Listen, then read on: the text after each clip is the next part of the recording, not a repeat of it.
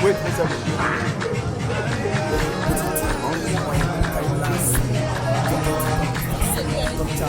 We are very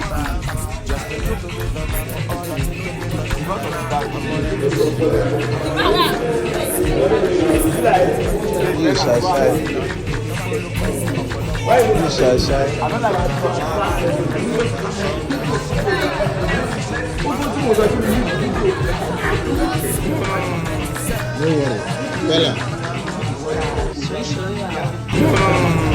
No worry. Peller. Your dad. Don't say that again. Badu! Don't say that again. Hello. I will be. I think I'm selfie as Fado. Shy.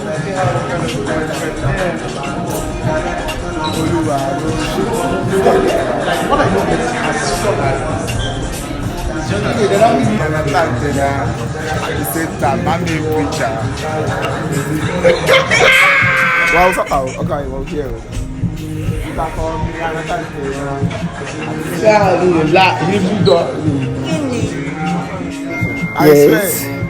And the guy they talk. Nice missing you.